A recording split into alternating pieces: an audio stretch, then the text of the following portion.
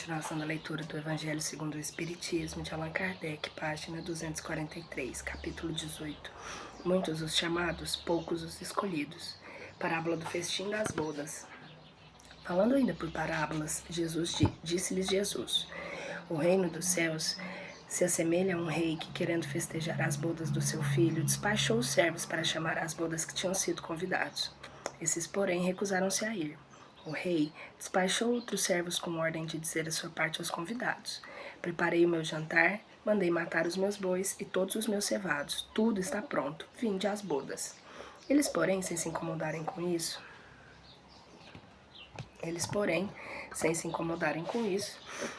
lá foram para sua casa de campo, outro para o seu negócio. Os outros pegaram dos servos e os mataram, depois de lhes haverem feito muitos ultrajes. Sabendo disso, o rei se tomou de cólera e, mandando contra eles seus exércitos, exterminou os assassinos e lhes queimou a cidade. Então disse aos servos: o festim das bodas está inteiramente preparado, mas os que para ele foram chamados não eram dignos. Ide, pois, as encruzilhadas e chamai para as bodas todos quantos encontrardes. Os servos então não saíram pelas ruas e trouxeram todos os que iam encontrando, bons e maus. A sala das bodas se encheu de pessoas que puseram à mesa. Entrou em seguida o rei para ver os que estavam à mesa e, dando um homem que não vestia uma túnica nupcial, disse-lhe: meu amigo, como entraste aqui sem a túnica nupcial? O homem guardou silêncio. Então disse o rei à sua gente: atrai-lhe as mãos e os pés e lançai-os nas trevas exteriores. É aí que haverá o pranto e ranger dos dentes, porquanto muitos há chamados, mas poucos escolhidos. Mateus 21:14. O incrédulo sorri a esta parábola, que lhe parece pueril ingenuidade por não compreender que se possa opor tanta dificuldade para assistir a um festim, e ainda menos que convidados levem a resistência a ponto de massacrarem os enviados donos da casa. As parábolas, diz ele incrédulo, são sem dúvida imagens, mas ainda assim mister se torna que não ultrapassem os limites do verossímil. Outro tanto pode ser dito de todas as alegorias, das mais engenhosas fábulas, se não lhes forem tirados os respectivos envoltórios para se achar do sentido oculto. Jesus compunha as suas com os hábitos mais vulgares da vida e as adaptava aos costumes e ao caráter do povo a quem falava. A maioria delas tinha por objeto fazer penetrar nas massas populares a ideia da vida espiritual, parecendo muitas vezes ininteligíveis quanto ao sentido, apenas por não se colocarem neste ponto de vista os que as interpretam. De que tratamos, Jesus compara o reino dos céus, onde tudo é alegria e ventura, a um festim.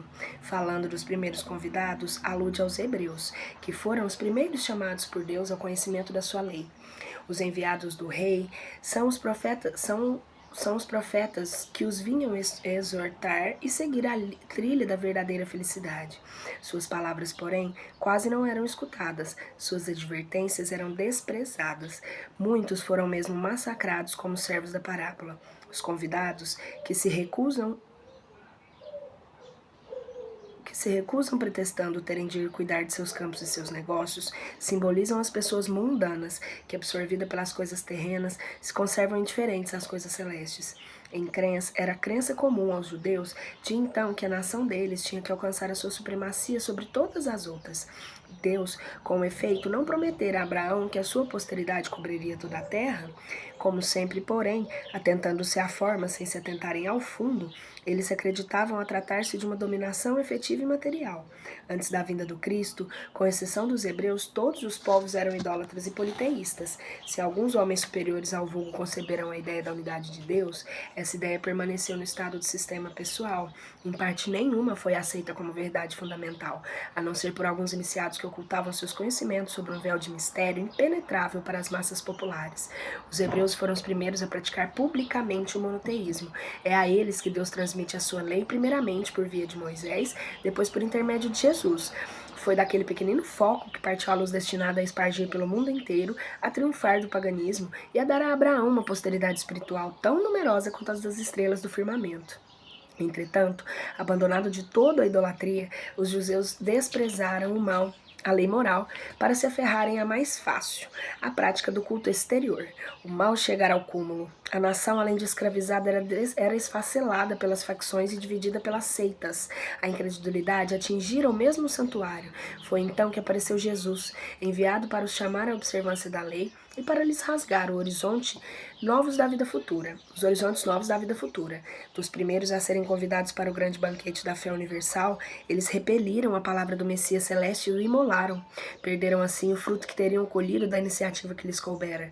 Fora, contudo, injusto acusar-se o povo inteiro de tal estado de coisas. A responsabilidade tocava principalmente aos fariseus e aos saduceus, que sacrificaram a nação por efeito do orgulho e do fanatismo, de uns pela incredulidade dos outros. São, pois, eles, sobretudo, que Jesus identifica nos convidados que se recusam a comparecer aos festins das bodas. Depois acrescenta: vendo isso, o Senhor mandou convidar a todos que fossem encontrados nas encruzilhadas, bons e maus. Queria dizer desse modo que a palavra ia ser pregada a todos os outros povos, pagãos, idólatras, e estes, a acolhendo, seriam admitidos ao festim, em lugar dos primeiros convidados. No entanto, não basta ninguém ser convidado, não basta dizer-se cristão, nem sentar-se à mesa para tomar parte no banquete celestial. É preciso, antes de tudo, e sob condição expressa, estar revestido da túnica nupcial, isso é, ter puro coração e cumprir a lei segundo o Espírito.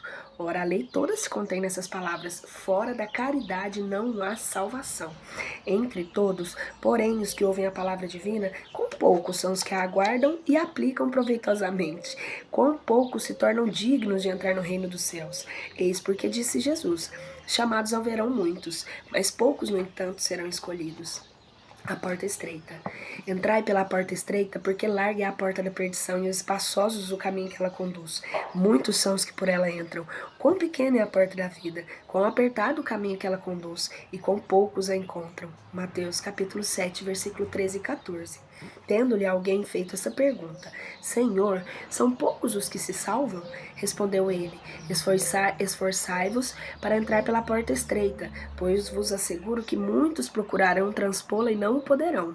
E quando o pai de família houver entrado e fechado a porta, e vós de fora começardes a bater dizendo: Senhor, abre-nos, eles vos responderá: Não sei de onde sois.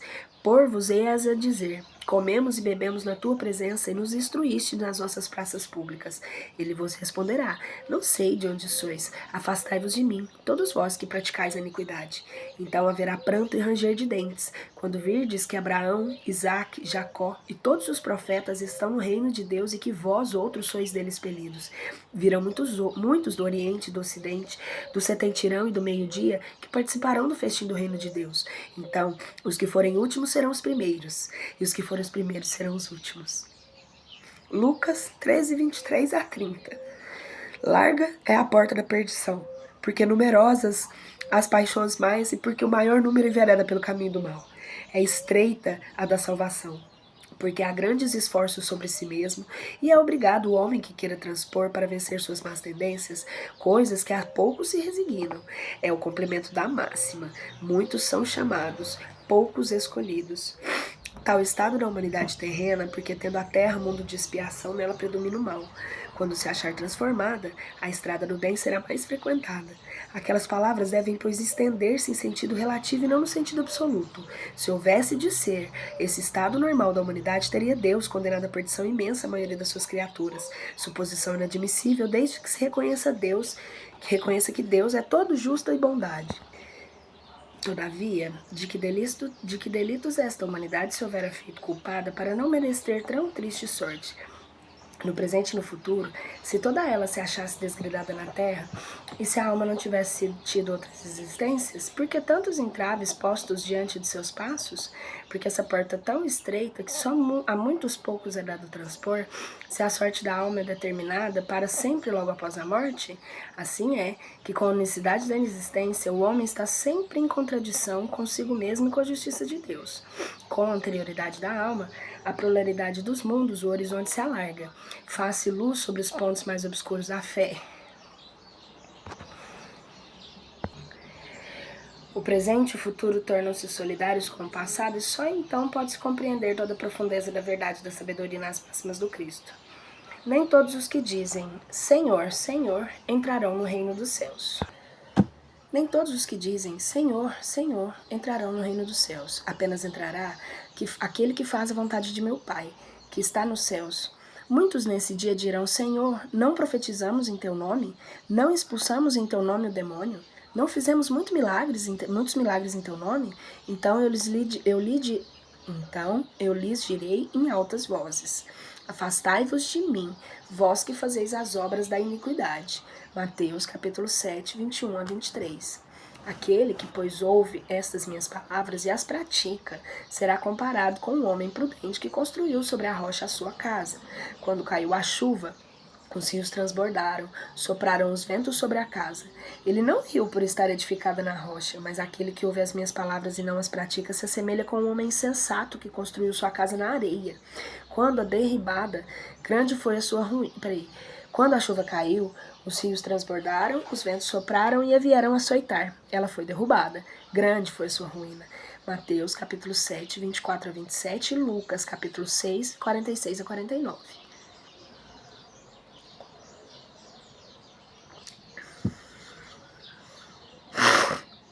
Aquele que violar um desses menores mandamentos e que ensinar os homens a violá-lo, será considerado o último no reino dos céus, mas será grande no reino dos céus aquele que cumprir e ensinar. Mateus capítulo 5, versículo 19. Todos os que reconhecem a missão de Jesus dizem, Senhor, Senhor. De que serve, porém, lhe chamarem mestre ou senhor, se não lhe seguem os preceitos? Serão cristãos os que honram os exteriores dos atos e devoção, e ao mesmo tempo sacrificam o orgulho ao egoísmo, à cupidez e a todas as suas paixões? Serão seus discípulos os que passam os dias em oração e não se mostram nem melhores, nem mais caridosos, nem mais indulgentes para com seus semelhantes? Não porquanto do mesmo modo que os fariseus eles têm a prece nos lábios e não no coração. Pela forma poderão impor-se aos homens, não porém a Deus. Em vão dirão eles Jesus, Senhor, não profetizamos, isso é, não ensinamos em teu nome? Não expulsamos em teu nome os demônios? Não comemos e bebemos contigo? Ele lhes responderá, não sei quem sois, afastai-vos de mim, vós que cometeis iniquidades, vós que desmentis com os atos o que dizeis com os lábios, que caluniais o vosso próximo, que espoliais as viúvas e cometeis adultério.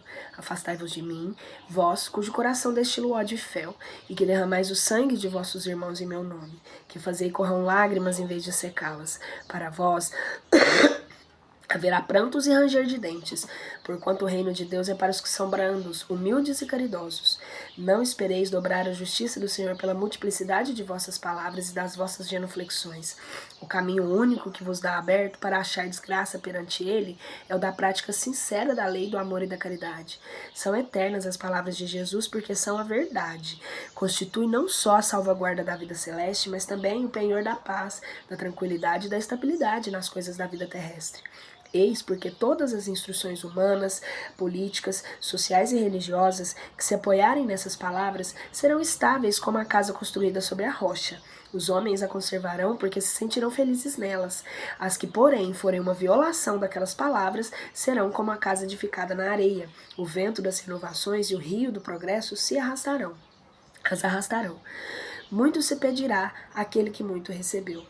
O servo que souber da vontade do seu amo e que, entretanto, não estiver pronto a fazer o que ele queira, que dele queira o amo, será rudemente castigado. Mas aquele que não tenha sabido de sua vontade e fizer coisas dignas de castigo, menos punido será. Muito se pedirá àquele que muito houver se dado, e maiores contas serão tomadas a quem mais coisas haja confiado. Lucas, capítulo 12, 47 e 48. Vim a esse mundo para exercer um juízo. Vim a fim de que os que não veem vejam e os que não veem os que veem se tornem cegos. Alguns fariseus que estavam com ele ouvindo essas palavras lhe perguntaram: também nós somos então cegos? Respondeu-lhes Jesus: se fosseis cegos não teríeis pecados, mas agora dizei que vedes e é por isso que em vós permanece o vosso pecado. João capítulo 9, versículo 39 a 41. Principalmente ao ensino dos Espíritos, é que nestas máximas se aplicam.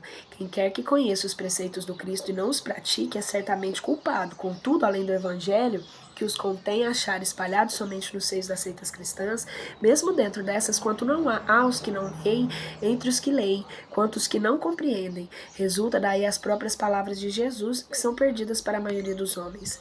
O ensino dos espíritos, reproduzindo essas máximas sobre diferentes formas, desenvolvendo-as e comentando-as para pô-las ao alcance de todos, tem isso de particular, não é circunscrito. Todos, letrados ou iletrados, crentes ou incrédulos, cristãos ou não, podem receber, pois que os espíritos se comunicam por toda parte. Nenhum dos que o recebam diretamente ou por intermédio de outrem pode pretestar ignorância. Não se pode desculpar nem com a falta de instrução, nem com a obscuridade do sentido alegórico. Aquele, portanto, que não aproveita essas máximas para melhorar-se, que as admira como coisas interessantes e curiosas, sem que lhe toquem o coração, que não se torna menos vão, nem menos orgulhoso, nem menos egoísta, nem menos apegado aos bens materiais, nem melhor para com seu próximo, mais culpado é, porque mais meios tem de conhecer a verdade. Os médios que obtêm boas comunicações, ainda mais censuráveis são, se o persistem no mal, porque muitas vezes escrevem com sua própria condensação e porque se não cegasse o orgulho, reconheceriam que eles é que escrevem, ou que leem escritas por outros, têm única preocupação aplicá-los aos demais, confirmando assim as palavras de Jesus. Vedes um argueiro no olho do vosso próximo e não vedes a trave que está no vosso. Voltando. Por essa sentença, se fosseis cegos, não teríeis pecados. Quis Jesus significar que a culpabilidade está na razão das luzes e que a criatura possua. Ora, os fariseus não tinham pretensão de ser, e eram com efeito os mais esclarecidos da sua nação, mas culposos se mostravam aos olhos de Deus do que o povo ignorante, e o mesmo se dá hoje. Aos espíritas, pois muito será pedido, porque muito hão recebido, mas também os que houverem aproveitado, muito será dado. O primeiro cuidado de todo espírita, sincero, deve ser o de procurar saber-se nos conselhos que os espíritos dão. Alguma coisa não há que lhe diga a respeito. O Espiritismo vem multiplicar o número dos chamados. Pela fé que faculta, multiplicará também o número dos escolhidos. Instruções dos Espíritos. Dar-se-á aquele que tem. Aproximando-se dele, seus discípulos lhe disseram: por que lhe falas por parábolas? Respondendo, disse-lhes ele: é porque a vós outros foi dado conhecer os mistérios do reino dos céus, ao passo que a eles não foi dado, porque aquele que já tem, mais lhe se dará e ficará na abundância. Aquele, entretanto, que não tem, mesmo que tem, se lhe tirará. Por isso é que a eles falo por parábolas, porque vendo, nada veem, e ouvindo, nada entendem, nem compreendem. Neles, nos mistérios do reino dos céus, entre aspas, se cumpre a profecia entre parênteses, se cumpre a profecia de Isaías quando diz: ouvireis com os vossos ouvidos e nada entendereis. Olharei com os vossos olhos e nada vereis. Mateus 13, 10 a 14. Tende muito cuidado com o que ouvis, porquanto usarão para convosco da mesma medida que houverdes servido para medir os outros. E ainda se vos acrescentará. Ao que já tem, dar-se-á, e ao que não tem, até o que se tem, se lhe tirará. Marcos, capítulo 4, 24 e 25. Dá-se ao que já tem e tira-se ao que não tem. Meditai esses grandes ensinamentos que são por vezes afigurados paradoxais. Aquele que recebeu é o que possui o sentido da palavra divina. Recebeu unicamente porque tentou tornar digno dela e porque o Senhor, em seu amor misericordioso, anima os esforços que tendem para o bem. Aturados, perseverantes esses esforços, atraem as graças do Senhor. São um imã que chama a si e é progressivamente melhor as graças copiosas que vos fazem a si o que é progressivamente melhor. São um imã a que chama a si, que é progressivamente melhor as graças copiosas que vos fazem fortes para galgar a montanha santa, em cujo nome está o repouso após o labor. Tira-se que não tem ou tem pouco. Tomai isso como uma antítese figurada. Deus não retira das suas criaturas o bem que se haja dignado de te fazer-lhes. Homens cegos e surdos, abri as vossas inteligências e os vossos corações. Vede pelo vosso espírito, ouvi pela vossa alma, e não interpreteis de modo tão grosseiramente injusto as palavras daquele que fez resplandecer aos vossos olhos a justiça do Senhor. Não é Deus quem retira daquele que pouco recebera. É o próprio espírito, por pródigo e descuidado, que não sabe conservar o que tem e aumentar, fecundando o óvulo que lhe caiu no coração. Aquele que não cultiva o campo que o trabalho de seu pai lhe granjeou e que lhe coube em herança, vê cobrir-se de ervas parasitas. É seu pai quem lhe tira as colheitas que ele não quis preparar? Se a falta de cuidado deixou frenecem as sementes destinadas a produzir nesse campo, é a seu pai que lhe cabe acusar por nada produzirem elas? Não e não. Em vez de acusar aquele que tudo prepara, que é Deus, de criticar as suas doações, queixe-se do verdadeiro autor das suas misérias, que é si mesmo, e arrependido e operoso, meta corajoso mãos à obra, arroteie o solo ingrato com o esforço de sua vontade, lavre o fundo com o auxílio do arrependimento e da esperança, lance nele, confiante a semente de que haja separado por boa dentre mas, regue-o com seu amor e sua caridade, e Deus, o Deus do amor e da caridade, dará àquele que já recebera. Verá ele então, corrado os trabalhadores, arrancai deles a cisânia, semeai a boa semente que o Senhor vos confia, e o orvalho do amor lhe fará produzir frutos da caridade. O Espírito Amigo, Bordeaux, 1862. Pelas suas obras é que se reconhece o cristão. Nem todos os que me dizem Senhor entrarão no reino dos céus, mas somente aqueles que fazem a vontade do meu Pai que está nos céus. Escutai essa palavra do Mestre, todos vós que repelis a doutrina espírita como obra do demônio. Abri os ouvidos, que é chegado o momento de ouvir. Será bastante trazer a libré do Senhor para ser fiel servidor seu? Bastará dizer sou cristão para alguém que seja um seguidor para que alguém seja um seguidor do Cristo? A árvore boa não pode dar maus frutos, e nem uma árvore má pode dar frutos bons. Toda árvore que dá bons frutos é cortada que não dá bons frutos é cortada e lançada ao fogo. São do Mestre essas palavras, discípulos do Cristo, compreendei-as bem, que frutos deve dar a árvore do cristianismo, árvore possante cujos ramos não a abrigaram todos os que hão de agrupar em torno dela? Os da árvore da vida são frutos de vida, de esperança e de fé. O cristianismo, qual fizeram há muitos séculos, continua a pregar essas virtudes divinas, esforça-se por espalhar seus frutos, mas com poucos os colhem. A árvore é boa sempre, porém maus são os jardineiros, entendam de moldá-la apenas as suas ideias, de talhar-lhe de acordo com as suas necessidades. Cortaram-na, diminuíram-na, mutilaram-na, tornados estéreis seus ramos não dão maus frutos, porque nenhum mais produzem.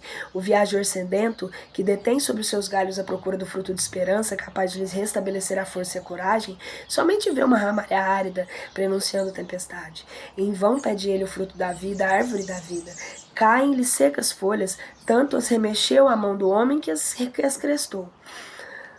Abri, pois, os ouvidos e os corações, meus bem-amados. Cultivai essa árvore da vida, cujos frutos dão a vida eterna. Aquele que a plantou vos conceda tratá-la com amor, que ainda vereis dar na mudança de seus frutos divinos. Conservai-a tal como Cristo vô-la entregou. Não a mutileis, ela quer estender a sua sombra imensa sobre o universo. Não corteis os galhos, seus frutos benfazejos caem abundantes para alimentar o viajor faminto que deseja chegar ao termo da jornada. Não amontoeis esses frutos para os armazenar e deixar produzir a fim de que ninguém sirva. Muitos são chamados e poucos os escolhidos. E que há assambarcadores do pão da vida como há os do pão material. Não sejais o do número deles. A árvore que dá bons frutos tem que os dar para todos. E depois procurar os que estão famintos. Levai-os debaixo da fronde da árvore e partilhai com eles do abrigo que ela oferece. Não se colhem uvas nos espinheiros. Meus irmãos, afastai-vos dos que chamam para vos apresentar as sarças do caminho e segui os que vos conduzem à sombra da árvore da vida. No divino Salvador, o justo por excelência, disse, e suas palavras não passarão. Nem todos os que dizem Senhor entrarão no reino dos céus. Entrarão somente os que fazem a vontade do meu Pai que está nos céus. Que o Senhor de bênção vos abençoe, que Deus de luz vos ilumine, que a árvore da vida vos ofereça abundantemente seus frutos. Crede e orai. Simeão, Bordeaux, 1863. A fé transporta montanhas. O poder da fé. Quando ele veio ao encontro do povo, um homem se lhe aproximou e, lançando-se de joelhos a seus pés, disse: Senhor, tem piedade do meu filho que é lunático e sofre muito, pois cai muitas vezes no fogo e muitas vezes na água. Apresentei a teus discípulos, mas eles não o puderam curar. Jesus respondeu dizendo: Que raça incrédula e depravada, até quando estarei convosco? Até quando vos sofrerei? Trazei aqui esse menino. E, tendo Jesus ameaçado o demônio, este saiu do menino, que no mesmo instante ficou são. Os discípulos vieram a ter com Jesus em particular e lhe perguntaram: Por que não podemos nós expulsar esse demônio? Respondeu-lhe Jesus: por causa da vossa incredulidade. Pois em verdade eu vos digo, se tivesseis a fé do tamanho de um grão de mostarda, dirias a esta montanha: transporta-te daí e para ali, e ela se transportaria, e nada vos seria impossível. Mateus 17, 14 a 20. No sentido próprio, é certo que a confiança nas suas próprias forças torna um homem capaz de executar coisas materiais que não consegue fazer quem duvida de si. Porém, unicamente no sentido moral, se devem as resistências, a má vontade, em suma, com os que se depara na parte dos homens, ainda quando se lhe trate de melhores coisas. Os preconceitos da rotina, o interessante material, o egoísmo, a cegueira do fanatismo e as paixões orgulhosas são outras tantas montanhas que barram o caminho a quem trabalha pelo progresso da humanidade. A fé robusta dá a perseverança. A energia e os recursos fazem que se vençam os obstáculos, assim nas pequenas coisas quanto nas grandes. Da fé vacilante resultam a incerteza e a hesitação de que se aproveitar os adversários que tem de combater. Essa fé não procura os meios de vencer porque não acredita que possa vencer. Noutra acepção, entende-se como fé a confiança que se tem na realização de uma coisa, a certeza de atingir um determinado fim. Ela dá uma espécie de lucidez que permite que se veja em pensamento a meta que se quer alcançar e os meios de se chegar lá, de sorte que aquele que a possui caminha, por assim dizer, com absoluta segurança.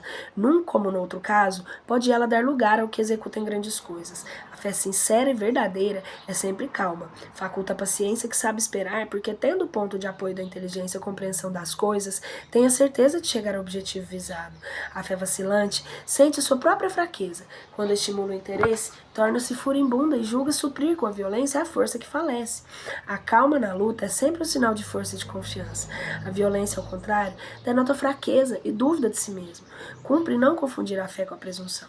A verdadeira fé se conjuga à humildade. Aquele que a possui deposita mais confiança em Deus do que em si próprio, por saber que simples instrumento da vontade divina nada pode sem Deus. Por essa razão é que os bons espíritos lhe vêm em auxílio. A presunção é menos fé que o orgulho, e o orgulho é sempre castigado, cedo ou tarde, pela decepção dos malogros que lhe são infligidos. O poder da fé demonstra, de modo direto e especial, na ação magnética.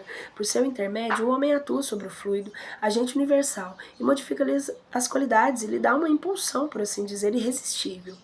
Daí decorre que aquele que há um grande poder fluídico normal junta ardentemente fé, pode só pela força da sua vontade dirigida para o bem operar esses singulares fenômenos de cura e outros, tidos antigamente por prodígios, mas que não passam de um efeito da lei natural. Tal o motivo porque Jesus disse aos seus apóstolos: se não os curastes, foi porque não tinhais fé.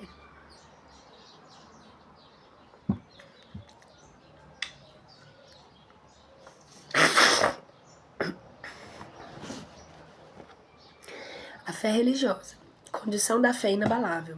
Do ponto de vista religioso, a fé consiste na crença em dogmas especiais que constituem diferentes religiões. Todas elas têm seus artigos de fé. Sob esse aspecto, pode ser a fé raciocinada ou cega. Nada examinando, a fé cega aceita sem verificação assim o verdadeiro como falso e a cada passo se choca com evidência a razão. Levada ao excesso, produz o fanatismo. Assentando no erro, cedo ou tarde desmorona. Somente a fé que se baseia na verdade garante o futuro, porque nada tem a temer o progresso das luzes. Dado que é verdadeiro na obscuridade, também é a luz meridiana. Cada religião pretende ter a posse exclusiva da verdade. Preconizar a alguém a fé cega a um ponto de crença é confessar-se impotente para demonstrar que está com a razão. Disse vulgarmente que a fé não se prescreve, donde resulta alegar muita gente não lhe cabe a culpa de não ter fé. Sem dúvida, a fé não se prescreve, nem o que ainda é mais certo, se impõe. Não, ela se adquire e ninguém há que esteja impedido de possuí-la, mesmo entre os mais refratários. Falamos das verdades espirituais básicas e não de tal a qual crença particular. Não é a fé que compete procurá-los, é eles que lhes cumpre ir ao encontro e, se buscarem sinceramente, não deixarão de achá-la. Tende, pois como certos que dizem, nada melhor desejamos do que crer, mas não podemos. Apenas de lábios o dizem e não do íntimo, porquanto ao dizerem isso tapam os ouvidos. As provas, no entanto, chovem-lhes ao derredor, porque fogem de observá-las, da parte de uns, a descaso, de outros, o temor de serem forçados a mudar de hábitos, da parte da maioria, ao orgulho, negando-se a reconhecer a existência de uma força superior porque teria de curvar-se diante dela. Em certas pessoas, a fé parece algum modo inata, uma centelha basta para desenvolvê-la. Essa facilidade de assimilar as verdades espirituais é um sinal evidente de anterior progresso. Em outras pessoas, ao contrário, elas dificilmente penetram, sinal não menos evidente de naturezas retardatárias. As primeiras já creram e compreenderam, trazem ao renascerem a instituição do que souberam. Estão com a educação feita. As segundas tudo têm de aprender. Estão com a educação por fazer. Ela, entretanto, se fará se não ficar concluída na existência e ficará em outra. A resistência do incrédulo, devemos convir muitas vezes, provém menos dele do que da maneira de por que lhe apresentam as coisas. A fé necessita de uma base que é a inteligência perfeita daquilo que se deve crer. E para crer não basta ver, é preciso sobretudo compreender. A fé cega não é deste século, tanto assim que precisamente do dogma da fé cega que produz hoje o maior número dos incrédulos, porque ela pretende impor-se exigindo a abdicação de uma das mais preciosas prerrogativas do homem, o raciocínio e o livre-arbítrio. É principalmente contra essa fé que se levanta o incrédulo, e dela é que se pode, com a verdade, dizer que não se prescreve. Não admitindo provas, ela deixa no espírito alguma coisa de vago, que dá nascimento à dúvida. A fé raciocinada, por se apoiar nos fatos e na lógica, nenhuma obscuridade deixa. A criatura então crê porque tem certeza, e ninguém tem certeza senão porque compreendeu. Eis porque não se dobra. Fé inabalável só o é aquela que pode encarar de frente a razão em todas as épocas da humanidade. A esse resultado conduz o espiritismo pelo que triunfa da incredulidade, sempre que não encontra oposição sistemática e interessada. Parábola da figueira que secou. Quando saíam de Betânia, ele teve fome, e vendo ao longe uma figueira, para ela caminhou-se ao ver que acharia alguma coisa. Tendo-se, porém, aproximado, achou folhas, visto não ser tempo de figos. Então disse Jesus à figueira: que ninguém coma de ti fruto algum.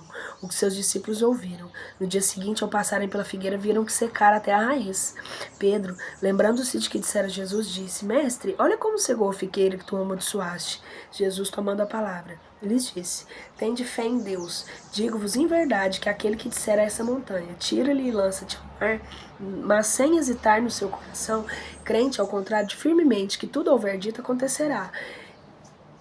Que acontecerá, verá que com efeito acontece. Marcos 11, capítulo 11, versículo 12 a 14 e 20 a 23. Tem uma nota de Allan Kardec de 1948. Kardec escreveu essas palavras no século XIX. Hoje, o espírito humano tornou-se ainda mais exigente. A fé cega está abandonada. Reina a descrença nas igrejas que a impunham. As massas humanas vivem sem ideal, sem esperança em outra vida e tentam transformar o mundo pela violência. As lutas econômicas engredaram as mais exóticas doutrinas de ação e reação. 2 guerras mundiais assolaram o planeta numa ânsia furiosa do predomínio econômico. Toda a esperança da humanidade hoje se apoia no espiritismo e na restauração do cristianismo, baseada em fatos que demonstram os princípios básicos da doutrina cristã. Eternidade da vida, responsabilidade limitada de pensamentos, palavras e atos. Sem a terceira revelação, o mundo estaria irremediavelmente perdido pelo choque das mais desencontradas ideologias e materialistas que pregam a violência.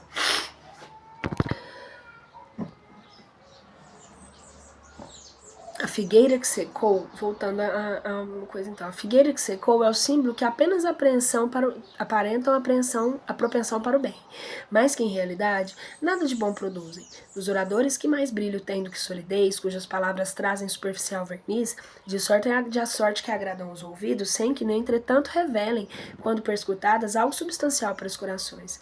É de perguntar-se que proveito tiraram delas os que escutaram. Simboliza também todos aqueles que, tendo meio de ser úteis, não dão base sólida. O que mais das vezes falta é a verdadeira fé. A fé produtiva, a fé que abala as fibras do coração, a fé, numa palavra, que transporta montanhas. São árvores cobertas de folhas, porém baldas de frutos. Por isso é que Jesus condena a esterilidade, porquanto um dia virá em que se acharão secas até a raiz. Quer dizer que todos os sistemas, todas as doutrinas que nenhum bem para a humanidade houverem produzido, cairão reduzidas a nada. Que todos os homens deliberadamente inúteis, por não terem posto em ação os recursos que traziam consigo, serão tratados como a figueira que secou. Os médios são os intérpretes dos espíritos. Suprem nesses últimos a falta de órgãos materiais pelos quais transmitam suas instruções. Daí vêm os seres dotados de faculdades para esse efeito. Nos tempos atuais de renovação social, cabe-lhes uma missão especialíssima. Não são árvores destinadas a fornecer alimento espiritual a seus irmãos. Multiplicam em todos os países e todas as classes das sociedades entre ricos e os faltem a fim de ficar demonstrado que aos homens todos são chamados. Se, porém, deles desviam do objetivo providencial, a preciosa faculdade que lhes foi concedida, se a empregam em coisas fúteis ou prejudiciais, se a põem em serviço dos interesses mundanos, se em vez de frutos sazonados dão maus frutos, se recusam a utilizar em benefício dos outros, se nenhum proveito tiram dela para si mesmo, melhorando-se, são as quais a figueira é estéril. Deus lhe retirará um dom que se tornou inútil neles, a semente que não sabem fazer que frutifique, e consentirá com que se tornem presas dos espíritos maus. Instruções dos espíritos. A fé, mãe da esperança e da caridade. Para ser proveitosa, a fé tem de ser ativa, não deve entorpecer-se. Mãe de todas as virtudes que conduzem a Deus, cumpre-lhe velar atentamente pelo desenvolvimento dos filhos que gerou. A esperança e a caridade são corolários da fé e formam com essa una trindade inseparável. Não é a fé que faculta a esperança na realização das promessas do Senhor? Se não tiverdes fé, que esperareis? Não é a fé que dá o amor? Se não tendes fé, qual o vosso conhecimento e, portanto, o vosso amor? Inspiração divina. A fé desperta de todos os instintos nobres que encaminham o homem para o bem. É a base da regeneração. Preciso é, pois que essa base seja forte e durável, porquanto será mais ligeira a dúvida a abalar, que será edifício sobre o que elas construirdes, levantai, consequentemente, esse edifício sobre alicerces inamovíveis. Seja mais forte a nossa fé do que os sofismas e as zombarias dos incrédulos, visto que a fé não afronta o ridículo dos homens, não é a fé verdadeira. A fé sincera é empolgante e contagiosa, comunica-se aos que não tinham ou mesmo não desejariam tê-la. Encontra palavras persuasivas que vão à alma, ao passo que a fé aparente usa de palavras sonoras que deixam frio e indiferente quem as escuta. Pregai pelo exemplo da vossa fé, para incutirdes nos homens. Pregai pelo exemplo das vossas obras, para lhes demonstrar-lhes o merecimento da fé. Pregai pela vossa esperança firme, para lhes dar-lhes a confiança que fortifica e põe a criatura em condições de enfrentar todas as vicissitudes da vida. Tendes, pois, a fé com que ela contém de belo e bom, com a sua pureza e com a sua racionalidade. Não admitais a fé sem comprovação, cega, filha da cegueira. Amai a Deus, mas sabendo por que o amais. Crede nas suas promessas, mas sabendo por que acreditais nelas. Segui os nossos conselhos, mas compenetrados do fim que vos apontamos, e dos meios que vos trazemos para o atingirdes. Credes e esperais sem desfalecimento os milagres, que os milagres são obras da fé. José, Espírito Protetor, por Bordeaux, 1862. A fé humana e a divina. No homem, a fé é o sentimento inato de seus destinos futuros. É a consequência que ele tem das faculdades imensas depositadas em germen no seu íntimo. A princípio em estado latente, que lhe cumpre fazer desabrochem e cresçam pela ação da sua vontade. Até o presente, a fé não foi compreendida senão pelo lado religioso, porque Cristo exalçou como uma poderosa alavanca e porque tem considerado apenas como chefe de uma religião. Entretanto, Cristo, que operou milagres materiais, mostrou por esses milagres mesmos o que pode o homem quando tem fé, isto é, a vontade de querer e a certeza de que a vontade pode obter satisfação. Também os apóstolos não operaram milagres seguindo esse exemplo?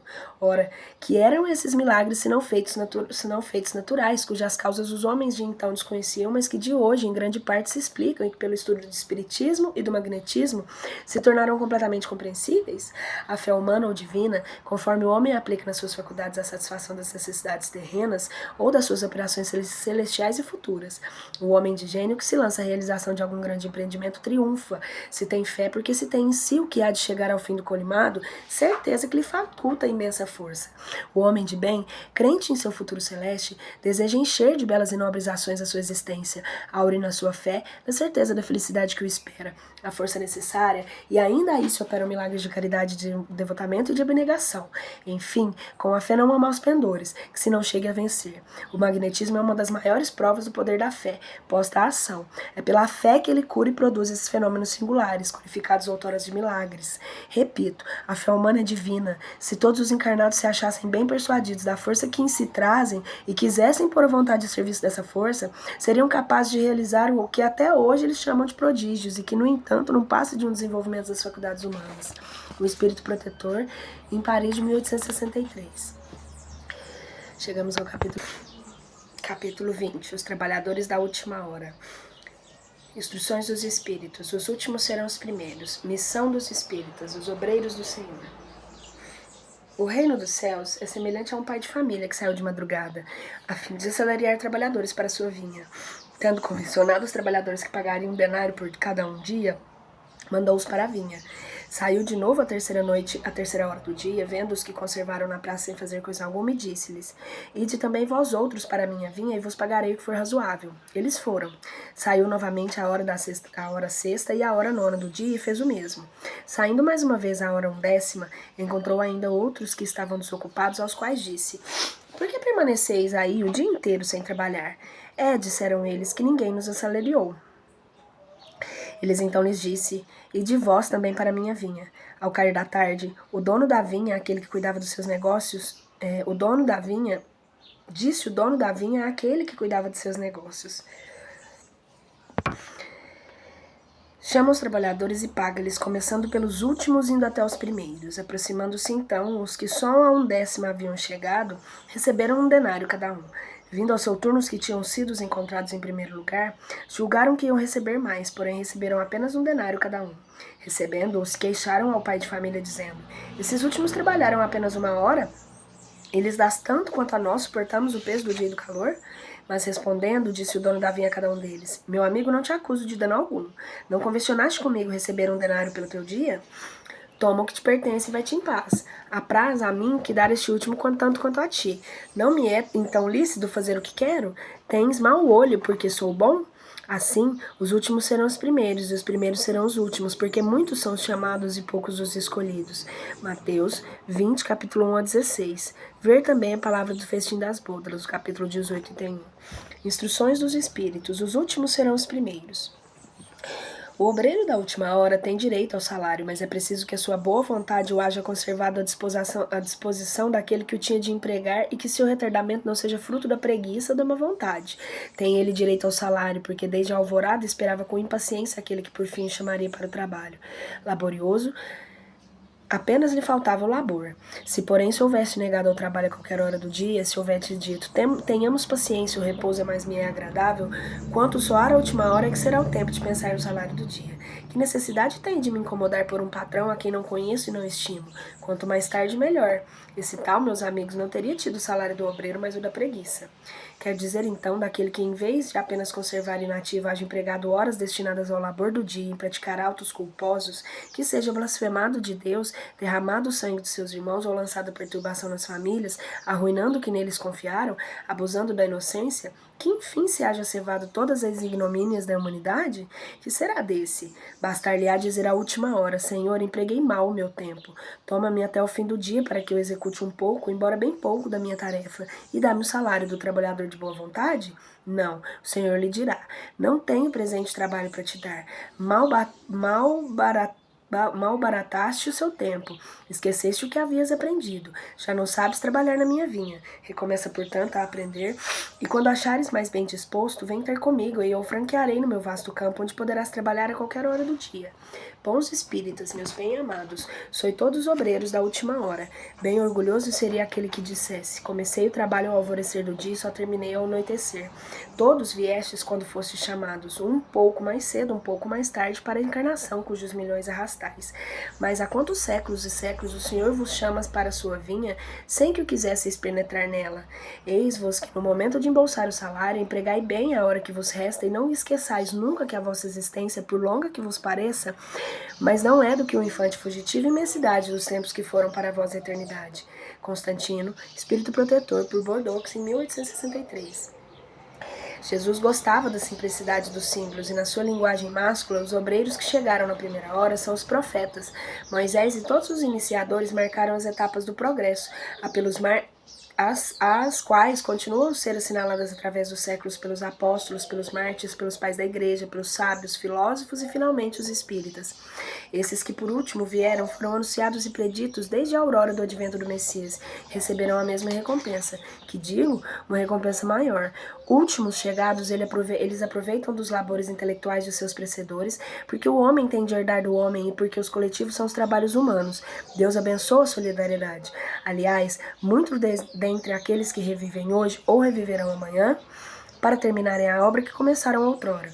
mais de um patriarca, mais de um profeta, mais de um discípulo do Cristo, mais de um pregador da fé cristã, de um propagador da fé cristã, se encontram no meio deles, porém mais esclarecidos, mais adiantados, trabalhando, não já na base, sim na comeira do edifício. Receberão, pois, o salário proporcionado ao valor da obra. O belo dogma da reencarnação eterniza e precisa filiação espiritual. Chamado a prestar contas de seu mandato terreno, o espírito a percebe com continuidade da tarefa interrompida, mas sempre retomada. Ele vê, sente que apanhou da passagem o pensamento dos que a precederam. Entra de novo na liça amadurecido pela experiência para avançar mais. E todos os trabalhadores da primeira e da última hora, com os olhos bem abertos sobre a profunda justiça de Deus, não murmuram, adoram. Tal um dos verdadeiros sentidos dessa palavra, que encerra como todas as que Jesus se utilizou falando ao povo, o germe do futuro e também sobre as formas, todas as imagens e a revelação magnífica da unidade que harmoniza todas as coisas do universo, a solidariedade que liga todos os presentes ao passado e ao futuro. Em Reine, Paris, 1863. Missão dos Espíritas. Não escutais já o ruído da tempestade que há de arrebatar o velho mundo e se abismar no nada conjunto das iniquidades terrenas? Ah, bendizei o Senhor, vós que haveis posto a vossa fé sob a soberana justiça, novos apóstolos da crença revelada pelas proféticas vozes superiores, e despregar o novo dogma da reencarnação e da elevação dos espíritos conforme tenham cumprido, bem ou mal, as suas missões, suportando suas provas terrestres. Não mais vos assusteis. As línguas de fogo estão sobre as vossas cabeças. Os verdadeiros adeptos do Espiritismo, sois escolhidos de Deus, e de pregai a palavra divina. É chegada a hora que deveis sacrificar a sua propagação, os vossos sábios, os vossos trabalhos, as vossas ocupações fúteis. Ide e pregai. Convosco estão os espíritos elevados. Certamente falareis às criaturas que não querem escutar a voz de Deus, porque essa voz as exorta incessantemente à abnegação. Pregareis o desinteresse aos ávaros e a abstinência aos dissolutos, a mansidão aos tiranos domésticos como aos déspotas. Palavras perdidas eu sei, mas não importa. Face mister, reergueis com os vossos suores o terreno onde tendes de semear. Portanto, ele não frutificará e não produzirá, senão sobre os reiterados golpes da enxada das charruras da charrua evangélicas.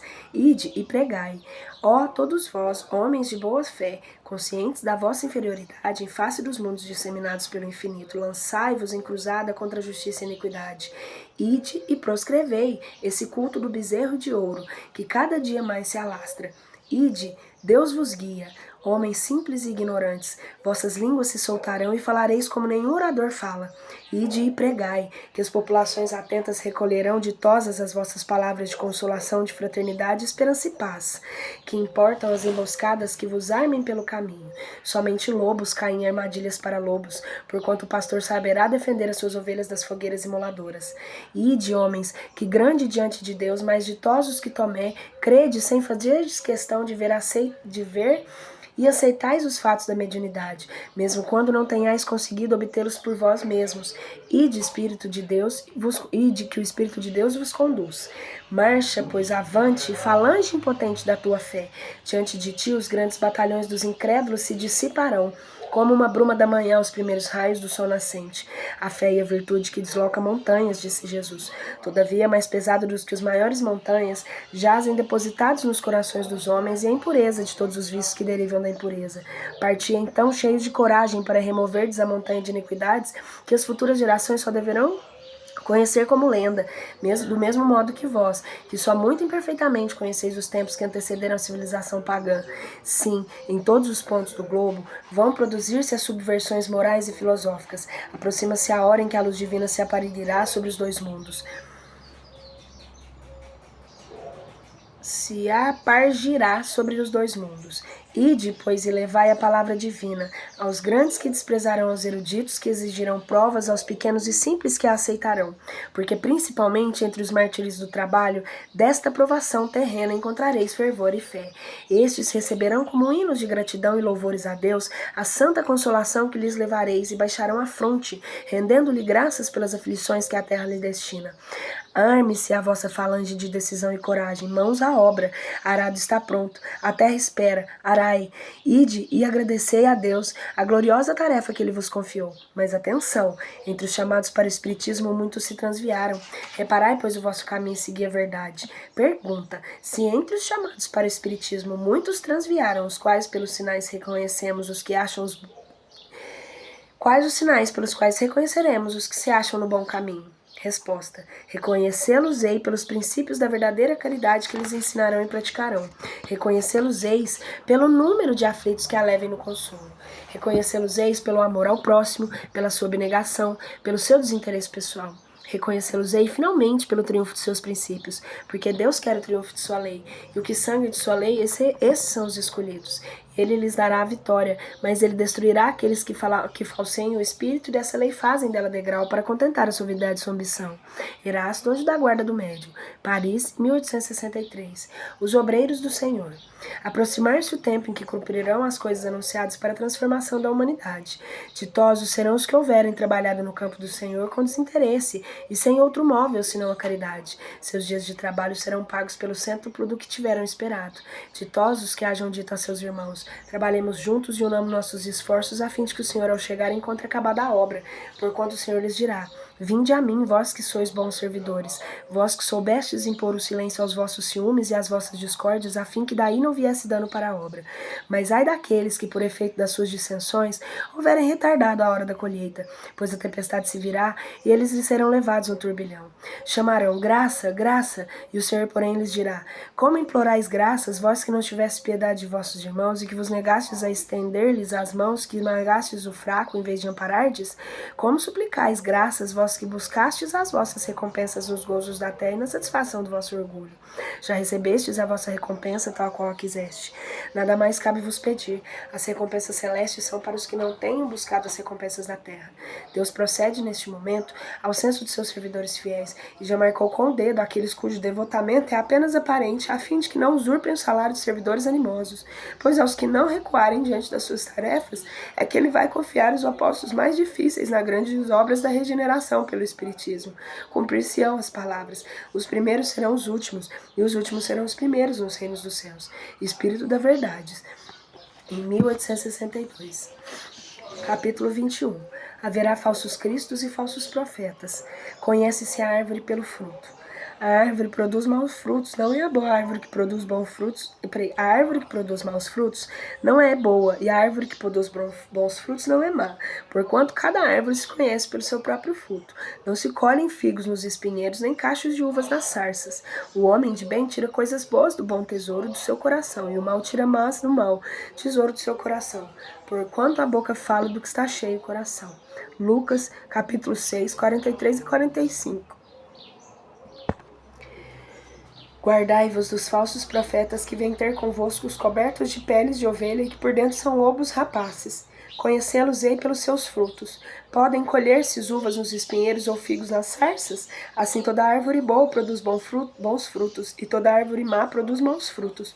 Uma árvore boa não pode produzir frutos maus, e uma árvore má não pode produzir bons. Toda árvore que não produz bons frutos será cortada e lançada ao fogo. Conhecê-la-eis, pois pelos seus frutos. Mateus, capítulo 7, 15 a 20. Tende cuidado para alguém que não vos seduza, porque muitos virão em meu nome, dizendo eu sou o Cristo, e seduzirão a muitos. Levantar-se-ão muitos falsos profetas que seduzirão a muitas pessoas.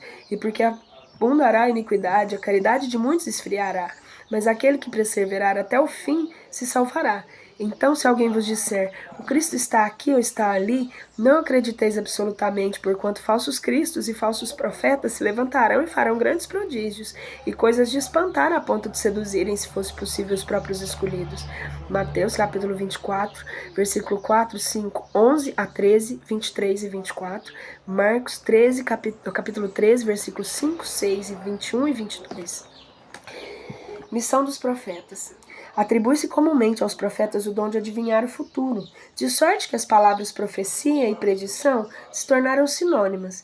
No sentido evangélico, o vocábulo profeta tem mais extensa significação. Disse todo o enviado de Deus com a missão de instruir os homens e de lhes revelar as coisas ocultas e os mistérios da vida espiritual. Pode, pois, um homem ser profeta sem fazer predições? Aquela era a ideia dos judeus ao tempo de Jesus. Daí vem que os que levaram à presença do sumo sacerdote Caifás, os escribas e os anciões, reunidos lhe cuspiram no rosto, Lhe deram socos e bofetadas, dizendo: Cristo profetiza para nós e dize quem foi que te bateu.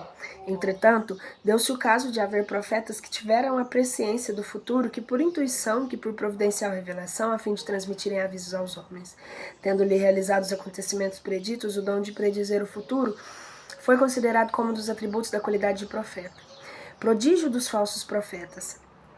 Levantar-se-ão falsos cristos e falsos profetas que farão grandes prodígios e coisas de espantar a ponto de seduzirem os próprios escolhidos. Essas palavras dão um verdadeiro sentido do termo prodígio.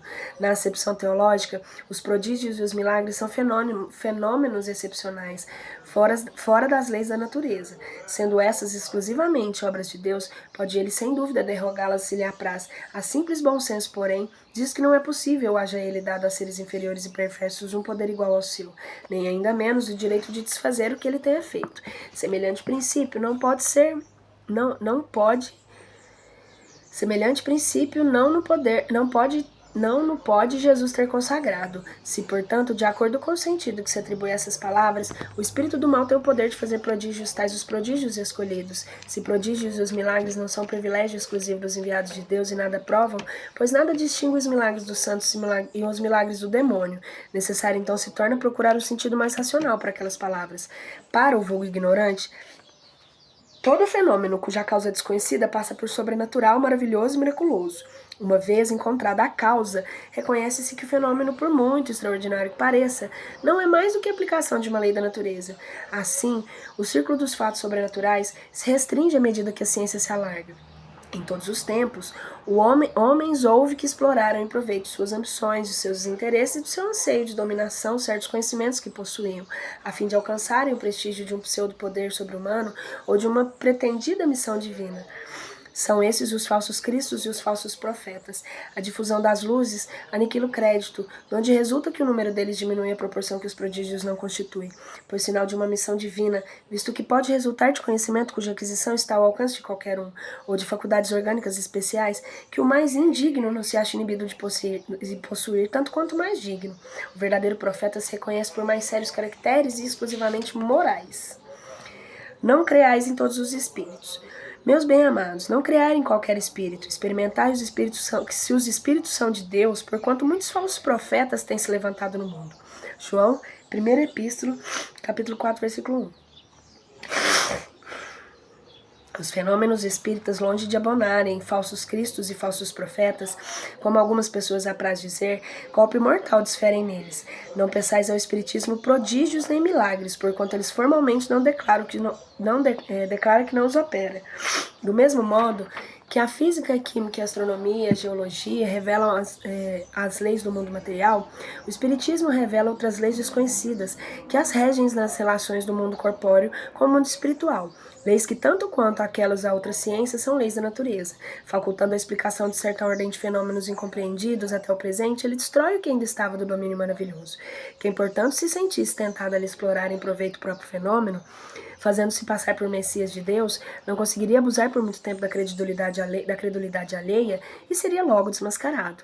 Aliás, como já tem dito, tais fenômenos por si só nada provam. A missão se prova por efeitos morais, o que não é dado a qualquer um produzir. Esse é um dos resultados do desenvolvimento da ciência espírita, pesquisando a causa de certos fenômenos e sobre muitos mistérios que levam a ela o véu. Só os que preferem a obscuridade à luz têm interesse em combatê-la, mas a verdade é como o sol, dissipa os mais densos nevoeiros. O espiritismo revela uma outra categoria bem mais perigosa de falsos cristos e de falsos profetas, que se encontram não entre os homens, mas entre os desencarnados, a dos espíritos enganadores, hipócritas, orgulhosos e pseudo-sábios, que passaram da terra para a erraticidade e tomaram nomes venerados para, sob a máscara que se cobrem, facilitarem a aceitação dos mais singulares e absurdas ideias. Antes que se conhecessem as relações mediúnicas, eles atuavam de maneiras menos ostensiva, pela inspiração, pela mediunidade inconsciente, audiente ou falante. É considerável o número de que em diversas épocas, mas sobretudo nesses últimos tempos, se hão apresentado como alguns dos antigos profetas, como Cristo, Maria sua mãe, até como Deus. João adverte contra eles os nomes dizendo: meus bem-amados, não acrediteis em todo espírito, mas experimentai se os espíritos são de Deus, porquanto muitos falsos profetas têm se levantado no mundo. O espiritismo nos faculta os meios de experimentá-los apontando os caracteres pelos quais se reconhecem os bons espíritos, caracteres sempre morais, nunca materiais. É a maneira de se distinguirem dos maus e os bons espíritos, que principalmente pode aplicar-se nas palavras de Jesus. Pelo fruto é que se conhece a qualidade da árvore. Uma árvore não pode produzir maus frutos, e uma árvore má não pode produzir bons. Julgam-se os espíritos pela qualidade de suas obras, como uma árvore pela qualidade de seus frutos. Instruções dos espíritos, os falsos profetas. Se vos disserem, o Cristo está aqui, não vades, ao contrário, tende-vos em guarda, porquanto numerosos serão os falsos profetas. Não vedes que as folhas da figueira começam a branquear? Não vedes os seus múltiplos rebentos aguardando a época da floração? E não vos disse Cristo, conhece a árvore pelo fruto? Se, pois, são amargos os frutos, já sabeis que é má árvore. Se, porém, são doces e saudáveis, direis nada que seja puro pode provir de fonte má. É assim, meus irmãos, que deveis julgar. São as obras que deveis examinar. Se os se dizem investidos de poder divino revelam sinais de uma missão da natureza elevada, isso é, se possuem no mais alto grau as virtudes cristãs eternas, a caridade, o amor, a indulgência, a bondade que concilia os corações, se em apoio das palavras apresentam os atos, não podereis dizer, estes são realmente os enviados de Deus. Desconfiai, porém, das palavras melífluas, desconfiai dos escribas e dos fariseus que oram nas praças públicas vestidos de longas túnicas. Desconfiai dos que pretendem ter o monopólio da verdade. Não o Cristo, não. O Cristo não está entre esses, porquanto o que ele a envia para propagar a sua santa doutrina e regenerar seu povo, serão acima de tudo, seguindo-lhe o exemplo, brandos e humildes de coração. Os que na humanidade que ocorre para a perdição e pergava os caminhos tortuosos, serão essencialmente modestos e humildes. De tudo que revele o átomo do orgulho, fugir como de uma moléstia contagiosa, que corrompe tudo em que toca. Lembrai-vos de cada criatura que traz na fonte, mas principalmente nos atos cujo da sua grandeza ou da sua inferioridade. E de porquanto, meus filhos bem-amados, e caminhais sem tergiversações, sem pensamentos ocultos na rota bendita que tomastes. Ide sempre sem temor. Afastai cuidadosamente tudo que vos possa entravar a marcha para o objetivo eterno. Viajores, só por um pouco tempo mais estarei nas trevas e nas dores da provação. Se abrirdes o vosso coração, essa suave doutrina que vos vem revelar as leis eternas e satisfazer todas as aspirações de vossa alma acerca do desconhecido. Já podeis dar corpo a esses silfos ligeiros que vedes passar nos vossos sonhos e que efêmeros apenas vos encantavam o espírito sem coisa alguma dizerem ao vosso coração. Agora, meus amados, o espírito sem coisa... Agora, meus amados, a morte desapareceu, dando lugar ao anjo radioso que conheceis, o anjo do novo encontro e da reunião. Agora vós, que bem desempenhado haveis a tarefa que o Cristo, Criador, confia às suas criaturas, nada mais tende de temer a sua justiça, pois ele é Pai e perdoa sempre seus filhos transviados que reclamam por misericórdia. Continuai, portanto, avançai incessantemente, seja a vossa divisa do progresso contínuo em todas as coisas, até que finalmente chegueis ao termo feliz da jornada, onde vos esperam todos os que vos precederam. Luís, em Bordeaux, 1861.